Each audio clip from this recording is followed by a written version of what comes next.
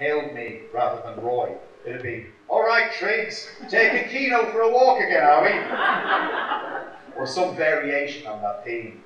Roy loved it. "You're more famous than me, no," he'd say. Once a white van with lettering on the side advertising painting and decoration solutions slowed down on Langham Road, and a voice from inside shouted, "Triggs, what are you doing with that mank bastard? Does he know you've got a season ticket for City?" Roy laughed so much at that one. "Hats off," he said, at the sheer inventiveness of it. I thought he was going to cough up a lung. I laughed along too. God knows we had few enough reasons to laugh that summer. I suddenly had a huge following though. There were letters, there were cards, there were even marriage proposals. There's some very strange people out there, by the way. Although you learn to spot them generally from the green ink. Strangers who'd seen the way Roy and I were around each other on television would spill their hearts out, their secrets, their problems to me. For a while I must have been Britain's most popular agony aunt. The sad, the lonely, the bereaved, the broken-hearted, the confused. They all wrote, just looking for an ear. Their letters typically beginning with the words, "I can't believe I'm writing a letter to a dog," and often ending after 10 or 20 heart-rending pages with the line, "I don't expect you to write back." And you see how, because I've given you different shapes, you've automatically made the characters different. Okay? They had to be different, didn't they? You had a caterpillar, you had a spider, you kind of this kind of thug character, and you had a, I don't know, a winged creature. So they had to be different characters. So the shape really sets it up. By the time you've started doing the details, it's already different from all the others. Remember, don't feel you have to stick to the outline all the time either. Add to it. Break the outline.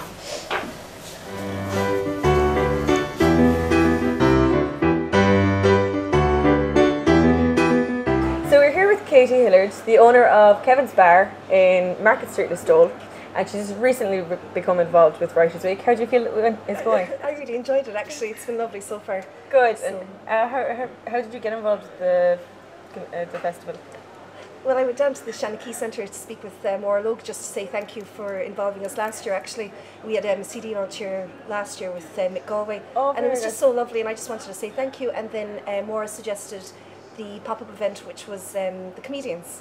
So it was really cool. It was very, very pleasant actually. Yeah, you had that last night. Did it go well? Yeah, it was really good fun now. Excellent. And did you get a good crowd? It got very busy, and for such a small place, it packed in within minutes, really.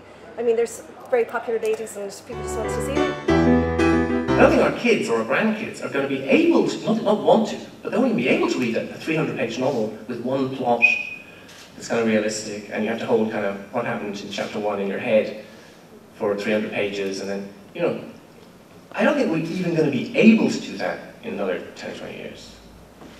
I think the novel is going to end up like the sort of classic 300-page long realistic novel is going to end up like the chivalric romance after Don Quixote came along. They were great, but nobody read them anymore. Or epic verse, giant epic verse things that are great, but nobody reads them anymore. Nobody has the patience or the time or the way of processing that kind of information anymore.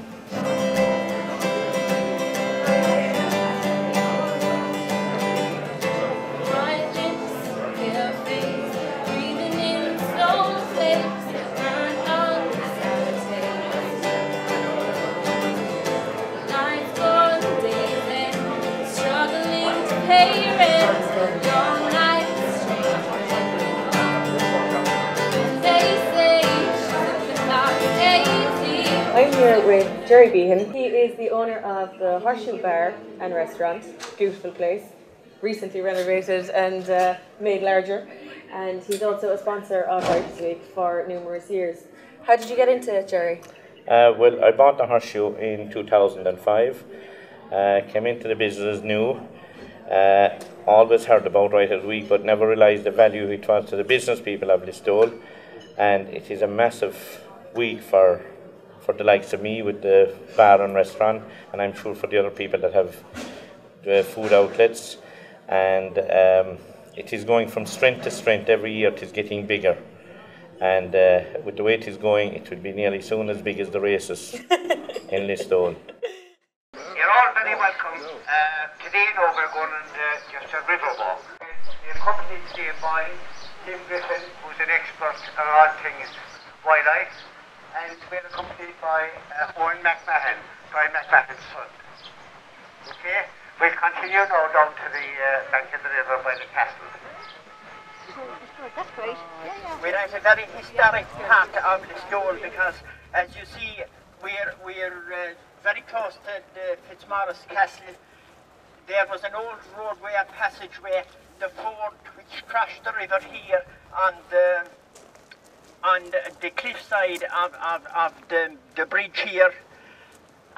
Just above us was Tail Lane, of course, which was a very important place. There was 14 families living in Tail Lane in the 1840s before the famine.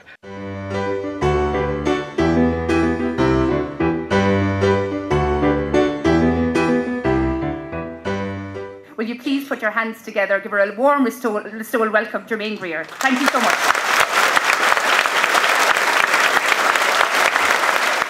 I'm used to Irish hospitality, but Listowel carries it a bit further than everybody else. You get embraced on every street corner, but never mind. I'm fine. Yeah, you're made of strong stuff.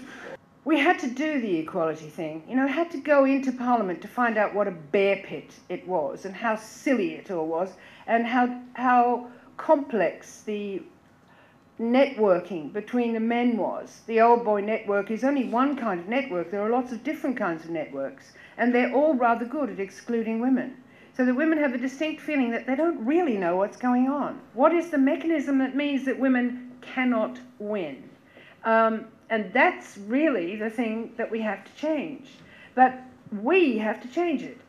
We can't ask men to change it for us. And that was one of the things that used to piss me off when people wanted to go and complain to the boss because they put a mirror on the floor by the photocopier. And I think you're just running to daddy and saying, hit him because he's been mean to me. Go and be mean to him. Sort it out.